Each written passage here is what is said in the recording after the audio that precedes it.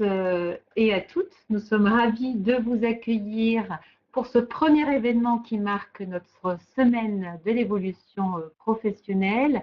Premier événement, premier webinaire également pour le FONGECIF Bretagne, qui s'associe avec le FONGECIF Centre Val-de-Loire et Pays de Loire pour vous proposer ce premier épisode d'une longue web-série, nous l'espérons, engager une formation en 2019, des changements à connaître. Je me présente, Véronique Bouillot, responsable du pôle conseil en évolution professionnelle au sein du FONGECIF Bretagne, et je suis accompagnée de Jérôme. Bonjour Jérôme. Bonjour Véronique, bonjour à tous. Donc, je suis Jérôme Sey, conseiller en évolution professionnelle au FONGECIF Bretagne. Donc, avant de débuter ce webinaire, quelques informations peut-être, informations pratiques concernant voilà, votre webinaire du jour. Ce webinaire va durer 3 quarts d'heure. Nous sommes ensemble jusqu'à 13h30 où on vous propose de le dérouler pendant une demi-heure et puis à l'issue, voilà, répondre à vos questions. Ce webinaire est enregistré et sera rediffusé en replay. Un lien vous sera envoyé d'ici aujourd'hui ou demain pour pouvoir le rediffuser et le regarder à nouveau. Voilà, et puis vous pouvez vous poser vos questions à l'aide de la fonction de chat qui est sur votre écran. J'essaierai d'y répondre. Ce que l'on fera avec Jérôme peut-être, c'est de faire des pauses voilà, pour aussi répondre précisément à des questions spécifiques que vous auriez tout au long de ce webinaire. Donc n'hésitez pas à les poser pour qu'on puisse vous répondre à l'écrit et à l'oral. Si vous avez des problèmes techniques, vous voyez aussi sur votre écran un petit rond violet. Voilà, vous allez avoir un médiateur technique qui va répondre à vos questions techniques. Si vous n'avez pas de son, si vous n'avez pas d'image, si vous avez des interruptions, n'hésitez pas à cliquer sur ce rond violet. Vous serez en lien avec un médiateur, un modérateur technique pour répondre à vos questions techniques. Alors voilà, je crois que j'ai fait le tour des informations techniques. Je laisse la parole à Jérôme pour démarrer ce webinaire.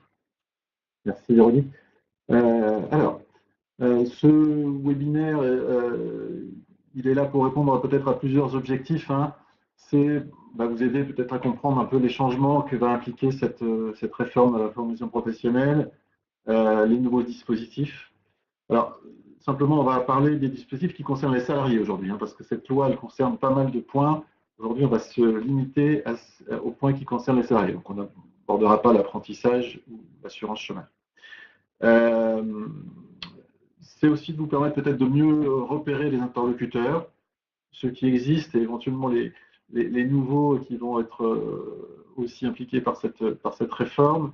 Et puis, c'est aussi de peut-être vous aider à anticiper un petit peu les choses et à commencer à mettre en place vos projets d'évolution professionnelle, même avant que les dispositifs financiers soient en route. On peut déjà commencer à préparer ces projets en amont, dès maintenant. Alors, au programme aujourd'hui, 4 points. Les enjeux de la réforme. Pourquoi cette réforme? Qu'est-ce que le gouvernement a souhaité pour mettre en place cette réforme? Les changements qui vont vous impacter, les nouveautés, les dispositifs qui sont créés par cette réforme, et puis sur le dernier point, c'est les leviers, les ressources que vous pouvez utiliser pour avancer dès aujourd'hui et demain. Alors, on commence par les enjeux de la réforme. On en a retenu 3 qui nous semblent peut-être les principaux. Une volonté du gouvernement de renforcer l'autonomie des personnes dans leur choix de formation. Aujourd'hui, quand on souhaitait faire une formation, on était obligé peut-être de passer par différentes institutions. Demain, l'objectif, c'est que les salariés puissent peut-être plus facilement accéder à la formation de façon autonome. On en reparlera tout à l'heure, mais voilà, il y a cette volonté de favoriser l'accès direct à la formation pour les salariés et pour les actifs en général. Favoriser aussi peut-être des formations plus courtes et qui soient adaptées aux besoins des personnes et aussi du marché de l'emploi. Donc on va peut-être aller sur des formations plus courtes, sur des blocs de compétences plutôt que sur des formations diplômantes dans certains cas, Là aussi, on en reparlera un peu tout à l'heure.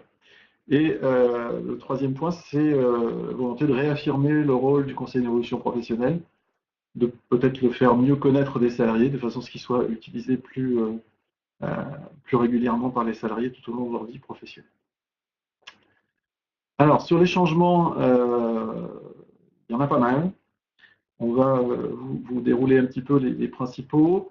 Donc, la fin du CIF, du congé individuel de formation, qui est un dispositif qui existe depuis longtemps. Donc, le CIF s'arrête et sera remplacé donc à partir de début 2019 par le CPF de transition, avec un nouvel interlocuteur qui sera la commission paritaire interprofessionnelle régionale. Donc, c'est le FONGECIF qui va assurer ce rôle-là. Donc, pas de changement d'interlocuteur tout à fait pour le CPF de transition, mais un dispositif nouveau. Alors, simplement un rappel pour les gens qui ont déposé un dossier CIF avant la date limite ou qui ont eu un accord du FONGECIF et qui n'ont pas forcément encore commencé leur formation, pas d'inquiétude.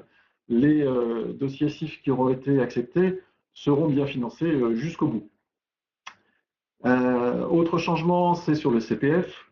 Donc le CPF, on était sur un système en heures, on était à 24 heures par an pour les gens qui travaillaient à temps plein, avec un plafond à 150 heures. Donc là, à partir de 2019, on n'est plus sur un compteur en heures, mais sur un compteur en euros. Et le CPF va être à terme géré quasiment uniquement par l'application ou le site internet du CPF ou du CPF. Le congé bilan de compétences, c'est la VAE, là aussi quelques changements. Plus de congé bilan de compétences, il devrait y avoir un congé VAE toujours, mais plus de financement par le FONGECIF, un financement uniquement par le CPF. Et là aussi en utilisant l'application ou le site internet du CPF. Conseil en évolution professionnelle, eh ben, il demeure, il est sans doute renforcé, et c'est le FONGECIF qui reste votre interlocuteur au moins pour l'année 2019. Par rapport à tous ces changements, tous ces nouveaux dispositifs, on souhaite vous rappeler au fait que le FONGECIF est là à votre disposition pour vous accompagner dans le choix de formation, dans les mises en place des financements.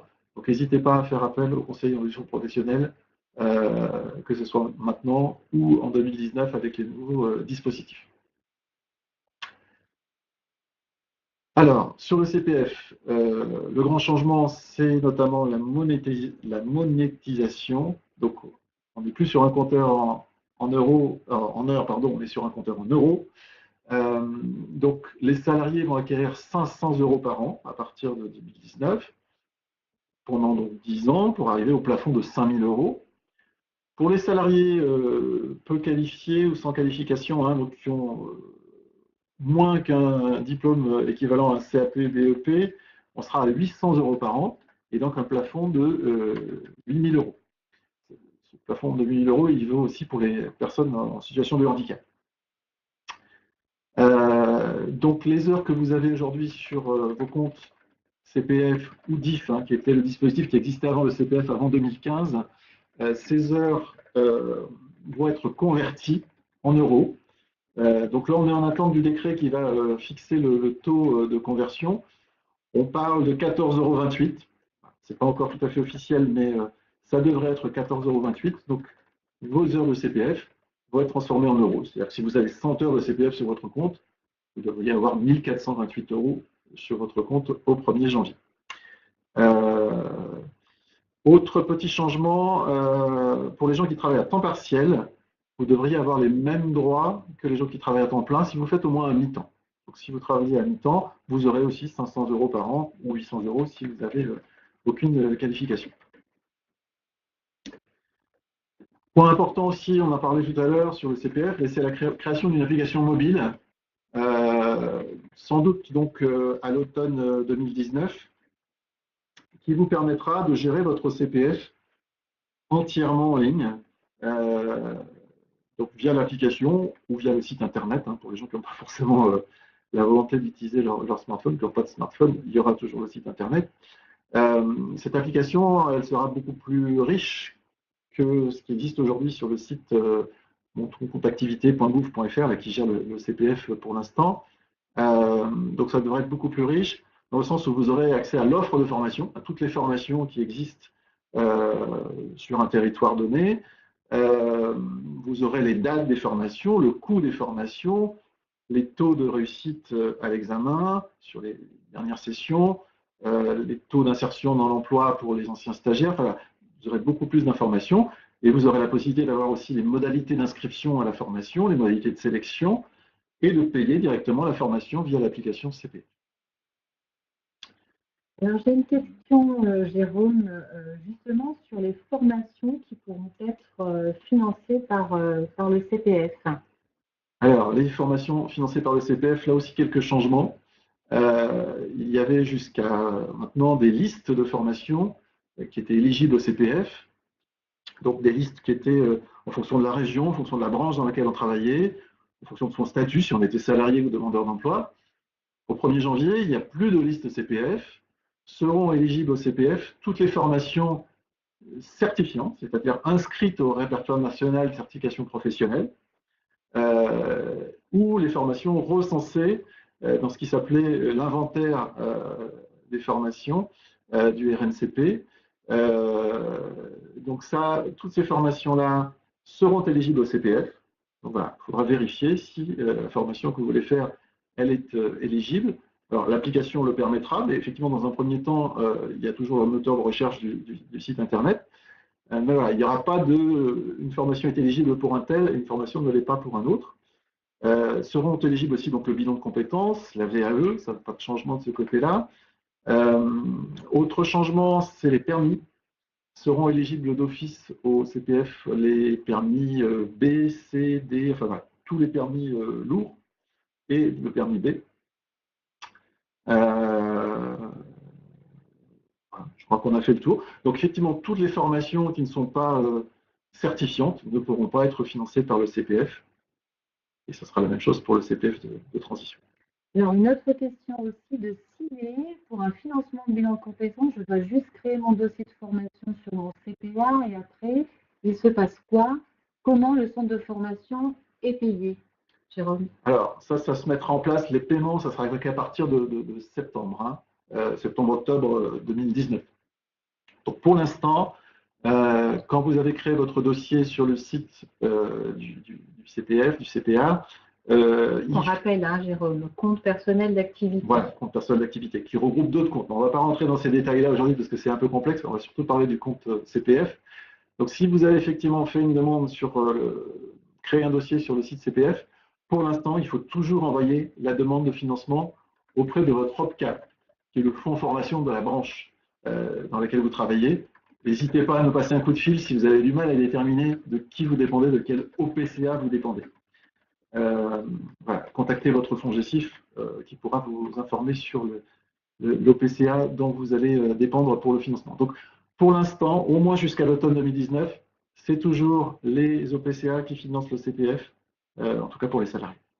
Et dernière question avant de continuer, les heures CPF seront converties en euros dès janvier, c'est ça? Voilà, non. Normalement, au 1er janvier, quand vous irez sur votre compte CPF, vous aurez un compteur en euros. Et comment ça se passe si j'ai acquis des heures voilà, dans le cadre de mon CPF et dans le cadre du DIF aussi? Les heures de DIF seront aussi converties en euros. Alors après, bon, est-ce qu'il faut impérativement rentrer vos heures avant le 31-12, les heures de DIF, si vous n'avez pas encore saisi? Je ne sais pas. Dans le doute, on vous conseille de saisir vos heures de DIF dès maintenant, avant le 31 décembre, parce que après, ce sera peut-être plus compliqué à partir du 1er janvier si vous n'avez pas inscrit vos heures de DIF. Donc, quand vous allez sur le site du CPF, du CPA, c'est la même chose, on a la possibilité de saisir ces heures DIF. Il faut quand même avoir un justificatif de votre employeur disant que vous avez bien acquis tant d'heures de DIF au 31 décembre 2014. Le DIF s'est arrêté. Donc, si vous n'avez pas encore saisi vos heures DIF, profitez peut-être de cette fin d'année pour le faire. Je pense que c'est plus simple de le faire avant le 31 décembre. Ça sera peut-être plus compliqué après. Pas d'autres questions pour l'instant, Véronique? Comment j'envoie ma demande de financement? Alors, attendez, il y en a plusieurs effectivement qui arrivent en cours de route. Comment j'envoie ma demande de financement si vous ne donnez plus de dossier? J'envoie au fonds GESIF le devis avec une copie de mon dossier de formation. Donc là, je pense on va passer peut-être au CPF de transition. Oui, on va passer au CPF de transition parce que donc le CPF classique, hein, en fonction des heures et demain des euros que vous avez. Donc ça, c'est pas le fonds GESIF qui le gère. Ça reste toujours les OPCA dans un premier temps, donc les fonds de formation des branches professionnelles. Et à partir de janvier, pas à partir de janvier, toujours en janvier, mais à partir de l'automne 2019, ça sera géré directement par l'application CPF. Et c'est la Caisse des dépôts et consignations qui gérera les fonds du CPF. Mais voilà, il faut un peu de temps que ça se mette en place, donc ça sera à partir de l'automne. On passe donc au CPF de transition, qui lui va rester géré par le fonds GESIF. Donc ça va se mettre en place à partir de début d'année 2019. Ça va concerner donc les salariés. Il y aura des conditions d'ancienneté minimale qui seront fixées par décret. Donc là, on ne les connaît pas pour l'instant. Ça devrait les décrets devraient sortir d'ici quelques jours ou quelques semaines, avant la fin de l'année en tout cas. Il n'y aura pas forcément de conditions d'ancienneté pour les personnes en situation de handicap, pour les personnes qui ont changé d'emploi suite à un licenciement économique. Mais là aussi, on va attendre des décrets pour avoir peut-être un peu plus de précision sur ces points-là. Alors, pour quelle formation le CPF de transition professionnelle? Eh bien, ça sera là aussi des formations certifiantes qui auront pour objectif de changer de métier ou de profession, dans le cadre d'un projet de transition professionnelle. Autre nouveauté, c'était déjà un peu le cas parce que la plupart des fonds GESIF demandaient ce qui est un positionnement préalable avant de déposer un dossier.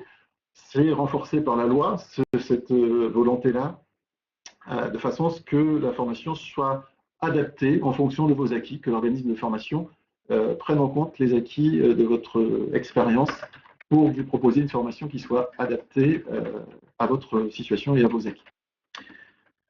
Quel statut? Eh bien, si la formation doit se faire tout ou partie sur votre temps de travail, il y aura un congé de formation à solliciter auprès de son employeur. Là aussi, les modalités ne sont pas encore connues pour l'instant. Apparemment, on devrait rester sur les mêmes délais que le CIF aujourd'hui, pour faire une demande à son employeur au moins 4 mois avant. Les modalités de réponse de l'employeur, de refus éventuel, de report éventuel ne sont pas connues pour l'instant. On ne peut pas vous en dire beaucoup plus sur ce point-là. Avec qui, donc, possibilité de vous faire accompagner toujours par un conseiller en évolution professionnelle, des fonds GESIF, de votre région.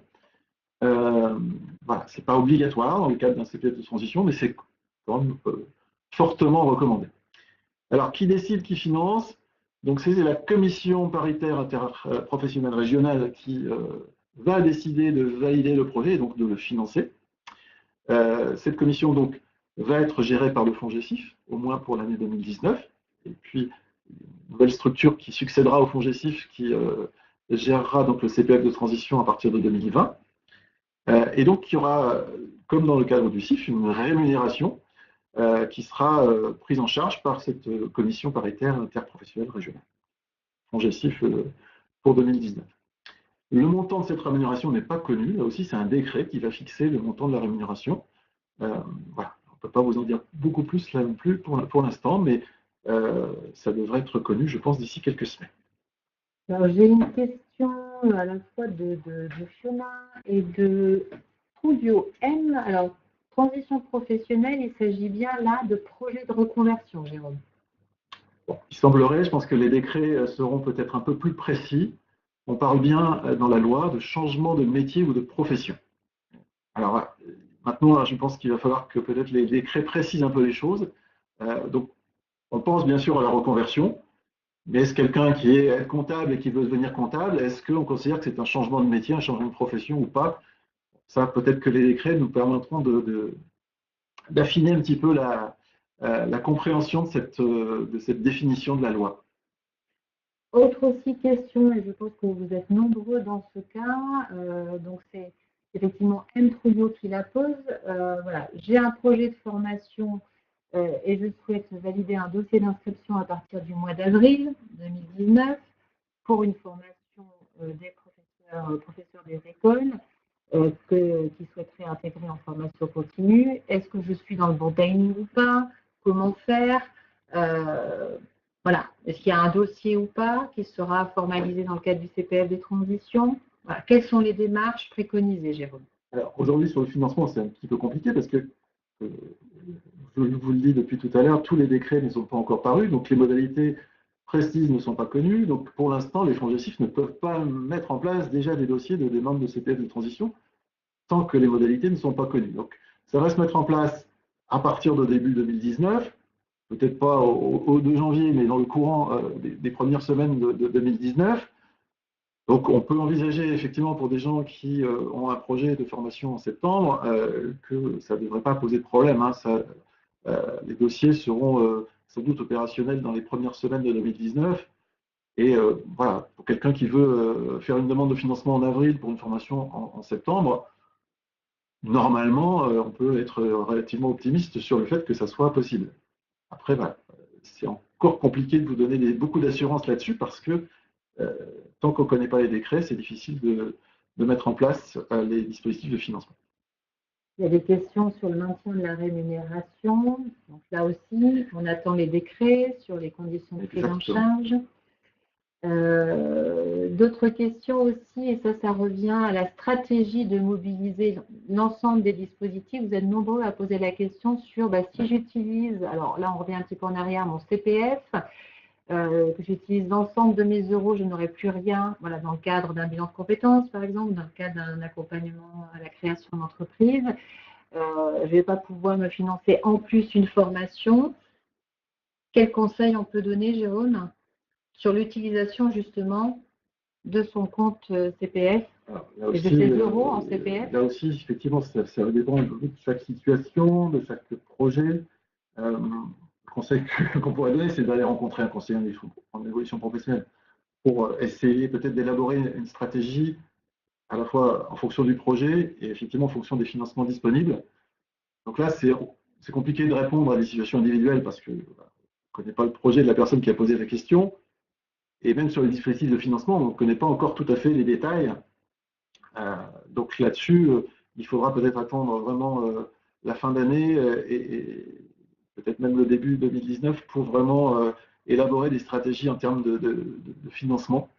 En tout cas, effectivement, ça invite à se poser la question, est-ce que je dois garder un peu de CPF en fonction de mon projet? Est-ce que j'utilise mon CPF pour un bilan de compétences, pour un accompagnement à la création d'entreprise? Il y aura sans doute des stratégies à construire. Voilà, n'hésitez pas peut-être à les construire avec un conseiller d'évolution professionnelle. Outre l'autofinancement, j'ai Anthony qui me pose la question à 2 reprises, Anthony. Hein, j'ai bien vu votre question. Quel sera notre reste à charge si nous avons 5 000 € pour une formation qui coûte environ 10 000 €? Donc, il y aura peut-être des logiques d'autofinancement. Il y aura peut-être des logiques d'autofinancement, je pense, qui pourront se mettre en place. Voilà. Sans doute, il y aura peut-être des logiques de financement personnel. J'en ai pas parlé tout à l'heure, mais il est aussi prévu qu'il y ait des amendements possibles au CPF par les entreprises, par les branches. Il y aura sans doute des conventions collectives qui permettront peut-être d'acquérir plus d'heures, d'euros, pardon. Il faut moi aussi que je fasse ma révolution de ce point de vue-là. Donc il y aura effectivement des conventions collectives qui prévoiront peut-être que dans certaines branches, au d'acquérir 500 € par an, dans un acquérir peut-être 600 ou 700. Voilà, les entreprises pourront aussi participer et sans doute aussi les salariés seront peut-être amenés de participer sur leur propre fonds. Certains me posent la question, voilà, est-ce que je peux encore déposer un dossier SIF? Alors, pour le FONGECIF Bretagne, c'est trop tard. Pour les FONGECIF des autres régions, je ne connais pas forcément les dates limites. Renseignez-vous auprès du FONGECIF de votre région. J'ai peur qu'il soit un peu trop tard. Pour pas mal de FONGECIF, c'est déjà trop tard. Pour d'autres, il reste peut-être encore quelques jours, mais je pense qu'on est vraiment, vraiment très, très, très limite. On continue peut-être, Jérôme? On continue. Alors, sur un nouveau droit, c'est une des nouveautés de cette loi, c'est de noter des droits pour les démissionnaires. Alors, il y a marqué au 1er janvier, ça ne sera sans doute pas au 1er janvier parce qu'il y a une négociation d'assurance chômage qui est en cours. Donc, on présume que ça sera plutôt au cours du premier trimestre 2019. Donc, ça concernera les salariés qui pourront effectivement acquérir des droits pour les allocations chômage et peut-être aussi pour des financements de formation. Mais ça ne concernera pas forcément tous les démissionnaires. Il faudra justifier de conditions. Les conditions, c'est d'avoir au moins 5 ans d'affiliation continue au régime salarié. Donc voilà, il faudra avoir été salarié sans interruption pendant une durée de 5 ans. Et une fois qu'on aura fait appel au dispositif, on ne pourra pas le réviser avant à nouveau 5 ans. Alors, ça va concerner des gens qui ont des projets de formation en vue d'un changement de métier ou de profession, là aussi, ou de création d'entreprise. Donc ça permettra à ces demandeurs d'emploi démissionnaires d'être indemnisés par Pôle emploi. Aujourd'hui, quand on démissionne, on n'est pas forcément indemnisé par Pôle emploi, sauf dans certains cas, le suivi de conjoint notamment, mais dans la plupart des cas de démission, il n'y a pas d'indemnisation par Pôle emploi. Donc là, on devrait pouvoir être indemnisé par Pôle emploi. Ce qu'on ne sait pas encore, c'est est-ce que ça sera une indemnisation classique, avec en gros 70% de son salaire ou pas? Est-ce que la durée d'indemnisation sera la même que pour les autres demandeurs d'emploi? Voilà. Toutes ces questions sont encore en suspens, sont notamment liées à la négociation entre les partenaires sociaux sur ces questions d'assurance chômage. Alors, ce qui sera important, c'est d'être accompagné par un conseiller en évolution professionnelle dans le cadre de ce droit pour les démissionnaires. C'est prévu qu'il y ait une obligation de passer par un conseiller en évolution professionnelle pour valider son projet et que ensuite, ce projet devra être validé à nouveau par une commission paritaire interprofessionnelle régionale qui étudiera le dossier et validera le caractère réel et sérieux du projet. Et ce sera la validation de cette commission, donc, qui sera effectivement aussi gérée par le FONGECIF en 2019, sera nécessaire pour faire ouvrir ses droits auprès de Pôle emploi. Et Pôle emploi contrôlera aussi la réalité des démarches accomplies ensuite, donc dans les 6 mois qui suivent l'ouverture des allocations chômage. Donc c'est un nouveau dispositif là aussi qui va nécessiter de passer par du conseil en évolution professionnelle et ensuite un relais avec Pôle emploi qui assurera ensuite le contrôle de la mise en œuvre du projet. Une question au Jérôme de Patricia qui me demande si j'ai un refus de financement dans le cadre d'un CPF de transition, est-il possible d'en faire la demande en tant que démissionnaire? Donc la question du cumul des demandes. Là, c'est compliqué de vous répondre. On n'a pas les éléments pour l'instant par rapport à ça. Je pense que ça sera lié effectivement avec les nouveaux droits pour les démissionnaires. Mais pour l'instant, on n'a pas d'informations sur les modalités pour les démissionnaires qui devront accéder à une formation suite peut-être à un refus de CPF de transition. Aujourd'hui, on n'a aucune info en la matière. Il y aura peut-être des choses, mais c'est difficile de vous répondre tant que les décrets ne sont pas sortis. Les questions de Bastien, vous parlez de demandeurs d'emploi indemnisés, mais si la personne est démissionnaire, elle n'est pas indemnisée. Et bien justement, ça sera la nouveauté. Ouais. Ça sera la nouveauté de pouvoir être indemnisé quand on démissionne. Mais il y aura des conditions, à la fois d'ancienneté comme salarié et aussi de validation de son projet professionnel. Une autre question aussi, peut-être de Jafar, y aura-t-il des priorités en fonction des formations demandées ou financées dans le cadre de ce CPF de transition? Alors, des priorités en termes de formation, je ne sais pas, je ne pense pas. Après, voilà, je ne peux pas vous répondre là aussi parce que tous les décrets ne sont pas sortis. Et en fonction de ça, les conseils d'administration des FONGECIF, les commissions paritaires interrégionales, interprofessionnelles régionales, pardon, j'ai encore un peu de mal, les CPIR, devront aussi sans doute avoir leurs propres critères de priorité. Je pense qu'on devrait rester sur ce qui se fait sur le CIF aujourd'hui, c'est-à-dire que des priorités à la fois sur la solidité, la cohérence du projet professionnel, mais sans doute aussi des critères autres qui sont le niveau de formation, le niveau de salaire, l'ancienneté dans la vie active. Bon, je pense qu'on devrait aussi rester sur des critères de ce type-là parce que sans doute, comme pour le CIF, il n'y aura pas forcément suffisamment de fonds pour financer toutes les demandes. Donc il y aura effectivement une sélection qui sera faite par les commissions paritaires sur la base de critères de priorité qu'on ne connaît pas pour l'instant. Voilà, sur une question à la fois de Stéphanie sur les durées, par exemple les formations d'infirmières, effectivement, qui durent 3 ans. Est-ce que ces formations pourront être financées par le CPF de transition? Mais je crois que Jérôme, tu tu as répondu. Nous attendons pour l'instant, on ne sait pas. Les modalités.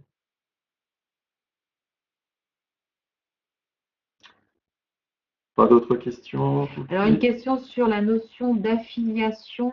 Je ne sais pas si toi, tu as des précisions sur cette notion-là, sur le qui est concerné. Les salariés justifiant d'au moins 5 ans d'affiliation continue. Est-ce que je pense que l'affiliation, c'est au régime d'assurance chômage, en fait. Le fait que vous ayez payé des cotisations assez liquides. En tant que salarié. En tant que salarié. Ouais. Donc, les gens qui auraient été artisans, commerçants, auto-entrepreneurs, effectivement, ça ne pourra pas fonctionner. Il faudra bien avoir été salarié. Effectivement, j'ai une demande d'Emilie qui me dit, dans le cadre d'un congé parental, ça ne valide pas mes 5 années d'affiliation si j'ai été arrêté 2 ans. Ouais, là, je ne pourrais pas vous répondre sur cette question. C'est compliqué d'en savoir plus. Il faudra attendre les décrets qui vont préciser vraiment les choses. La loi elle donne un cadre général, mais effectivement, les modalités techniques vont être précisées par les décrets. Donc, sur le délai de dépôt aussi du dossier, alors là, on revient un peu au CPF de transition, c'est des questions, mais là aussi, c'est vraiment des modalités. On peut vous répondre qu'on attend, et là, ça ne devrait pas tarder. Voilà, donc les décrets vont sans doute fixer les choses, et puis après, effectivement, chaque CPIR, chaque commission régionale, va aussi fixer ses propres modalités pour déposer le dossier. Je pense qu'on sera dans des choses qui vont ressembler sans doute au CIF, sur des choses qu'il faudra anticiper quand même relativement en amont. Je ne pense pas qu'il soit possible de déposer une demande de financement 2 semaines avant une entrée en formation. Je pense qu'on sera toujours sur des demandes quand même relativement en amont. Et pour répondre à nous, il y aura toujours le congé, il y aura toujours la démarche de faire une demande d'autorisation d'absence à votre employeur. Ça, je crois que ça va être maintenu de toute façon. Ça là-dessus, pas de changement. Les délais, alors on a vu circuler un projet de décret, qui n'est pas encore un décret, qui est un projet de décret qui ferait que les modalités de demande de congé seraient, en termes de délai, en tout cas, seraient les mêmes que pour le CIF aujourd'hui. Après, ce qu'on ne connaît pas encore, c'est les modalités de réponse de l'employeur. Est-ce qu'il a toujours 30 jours pour répondre? Est-ce qu'il y a un report possible? Si oui, combien de temps? Ces choses ne sont pas connues pour l'instant. Je me pose la question à savoir si ce nouveau dispositif est aussi avantageux que le congé individuel de formation. Mais écoutez, on vous le dira dès qu'on aura les modalités de prise en charge, les seuils de prise en charge concernant aussi bien les coûts pédagogiques de la formation que la rémunération. C'est vrai, ce qui n'est pas cité dans la loi en tout cas, c'est aussi d'éventuelles prises en charge de frais annexes. C'est vrai que le CIF permettait une prise en charge des frais de transport. Là, ce n'est pas évoqué, mais est-ce que dans le décret, il y aura ces éléments de précision? Ce que l'on vous propose de toute façon, c'est des rendez-vous à venir, c'est de vous tenir informés tout au long des semaines et des mois à venir sur justement ces modalités de mise en œuvre, parce que vous êtes nombreux à nous poser ces questions. On peut peut-être continuer parce que je vois l'heure défiler. Alors, le conseil en évolution professionnelle en 2019, il est confirmé, il est renforcé, ce conseil en évolution professionnelle en 2019. Donc, c'est toujours un droit, un service gratuit. Il est là pour vous aider à sécuriser vos transitions professionnelles, à vous accompagner dans la mise en œuvre, la formalisation de vos projets professionnels, de vous permettre aussi peut-être d'accéder à prendre en compte la réalité des besoins économiques d'un territoire, vous aider aussi peut-être à accéder à la formation, peut-être vous aider à bien choisir la bonne formation en fonction de votre projet et en fonction des financements disponibles. Donc, le FONGECIF assure le CEP donc pour tous les salariés et indépendants, hormis fonction publique, au moins donc jusqu'au 31/12/2019.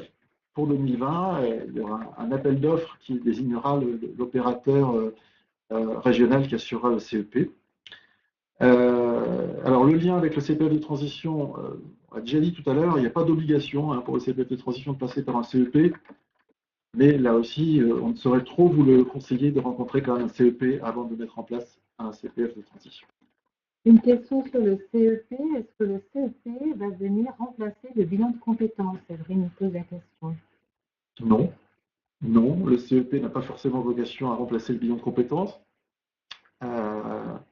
Je pense que l'idée, ce sera peut-être de l'intégrer encore mieux qu'avant, le bilan de compétences, comme un outil du conseil en gestion professionnelle. Donc, je pense qu'ils ne s'opposent pas, le bilan de compétences et le conseil en gestion professionnelle.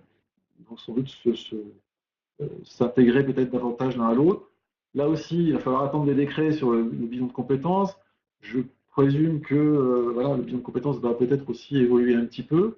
Voilà. Mais là aussi, c'est un petit peu tôt pour en parler. Mais en tout cas, voilà, le CEP n'a pas vocation à remplacer le bilan de compétences, mais peut-être à le compléter, à l'anticiper. Enfin, voilà, bon.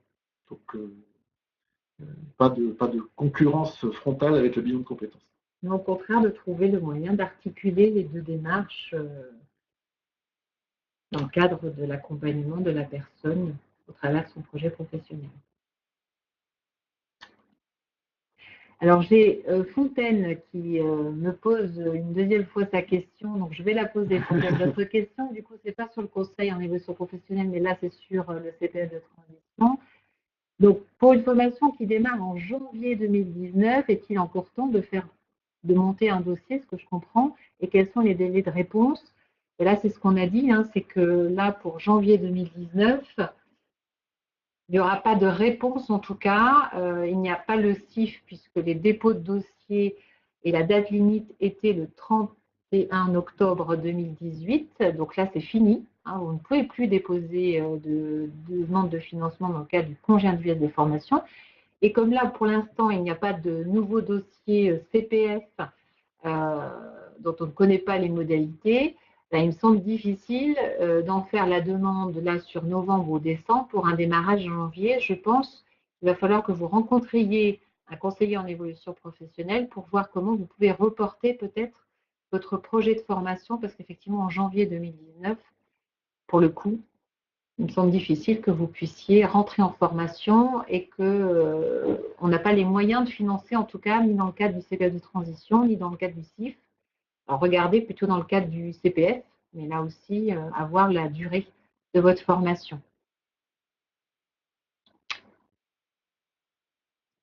On me dit qu'effectivement, FONGECIF, Centre de Val-de-Loire, la date limite de dépôt est au 5 décembre. Effectivement, dans le cadre du réseau des FONGECIF et en lien avec les priorités budgétaires, chaque conseil d'administration de chaque FONGECIF a défini sa date limite de dépôt de dossier. Donc, effectivement, Pays de Loire, ou Centre Val-de-Loire, pardon, a une date plus tardive que la nôtre. Donc, renseignez-vous auprès du FONGECIF de votre région. Peut-être le calendrier de la réforme. Donc, d'ici le 31 décembre 2018, publication des décrets d'application qui vont effectivement préciser les choses. Donc, 1er janvier, entrée en vigueur de la loi. Peut-être pas tout de suite pour les salariés démissionnaires dont on évoquait la nouveauté tout à l'heure. Ça viendra peut-être un peu plus tard, mais la plupart des nouveautés de cette réforme de la formation professionnelle rentreront en vigueur au 1er janvier. Et septembre, enfin voilà, en tout cas automne 2019, mise en place de l'application CPF avec un contenu beaucoup plus riche et la possibilité de financer directement sa formation via l'application. On n'aura plus l'obligation de faire des démarches supplémentaires et on pourra payer directement l'organisme de formation via la plateforme CPF. Je me trompe. Alors, les leviers et ressources pour vous accompagner, eh bien, en 2019, le FONGECIF reste votre interlocuteur pour le conseil en évolution professionnelle, avec une offre de service qui sera aussi adaptée, hein, qui s'est adaptée déjà en 2018 et qui va continuer à s'adapter en fonction des évolutions. Donc voilà, on cherche un nouveau travail, on a envie de changer de métier, on souhaite peut-être acquérir des nouvelles compétences, les développer, quitter son entreprise. Donc le FONGECIF, c'est vraiment votre interlocuteur pour vous aider déjà peut-être à faire le point sur la situation, à identifier vos compétences, à définir votre projet, à repérer aussi les besoins des entreprises, évaluer la réalité du marché de l'emploi, évaluer aussi les écarts entre vos compétences et la demande des employeurs. Vous posez la bonne question, parce que parfois la formation, ce n'est pas toujours la solution à une situation professionnelle compliquées ou difficiles. Le financement, bien sûr, même si peut-être qu'avec la réforme, l'accès au financement sera peut-être plus facile, mais il ne sera pas forcément toujours plus simple. Donc, on est là aussi pour vous accompagner là-dessus, sur mettre en place une ingénierie de financement de votre projet de formation. Et puis, on est là aussi pourquoi pas, vous accompagner aussi sur des démarches de recherche d'emploi, hein, élaborer une stratégie de recherche d'emploi, des outils de recherche d'emploi. Voilà. N'hésitez pas à faire appel au FONGECIF pour toutes ces questions-là. Alors, les points de vigilance, voilà, c'est des choses qu'on a déjà un peu abordées tout à l'heure, c'est effectivement choisir sa formation. Vous aurez accès, effectivement, via la plateforme du CPF, peut-être à un choix de formation qui sera très large. Donc, n'hésitez pas là non plus à en échanger avec un conseiller en évolution professionnelle. Hein. Une formation, oui, mais pour quel projet, pour quelle reconnaissance? Est-ce que la formation est diplômante, certifiante? Quelle est la durée? Quelles sont les modalités d'apprentissage? Est-ce que le parcours de formation est individualisé? Voilà, ça c'est important, de bien choisir sa formation. On n'aura pas le droit à l'erreur, parce que si vous utilisez votre compte CPF ou un CPF de transition, puis vous vous rendez compte que vous n'avez pas forcément choisi la bonne formation, et ben, voilà, il faudra attendre sans doute longtemps avant de pouvoir ressusciter une demande. Donc voilà, il est important de bien choisir sa formation. Et même si vous aurez la possibilité de le faire seul, c'est peut-être pas mal quand même de le faire en étant accompagné par un professionnel. Même chose pour le choix de l'organisme de formation. Hein. Au-delà de la formation, on choisit aussi un organisme pour la délivrer, cette formation. Donc là aussi, il est important de contacter différents organismes, de choisir en fonction peut-être des modalités de formation, des modalités d'évaluation, des taux de réussite, des formateurs, qui sont-ils, quelles sont leurs références, peut-être des taux de réussite de cet organisme de formation, des taux d'insertion dans l'emploi des anciens stagiaires, des prérequis pour accéder à la formation, du programme, du coût, bien sûr, du planning, plein de questions importantes. Donc là aussi, le conseil qu'on vous donne, c'est aussi de peut-être solliciter un conseiller en évaluation professionnelle pour vous aider à choisir la bonne formation. C'est vous qui restez maître de la décision de choisir votre organisme de formation et votre formation. Ça, il n'est pas question de le remettre en cause. Mais c'est pas mal peut-être de confronter ces questions, son choix avec l'avis d'un conseiller en évaluation professionnelle.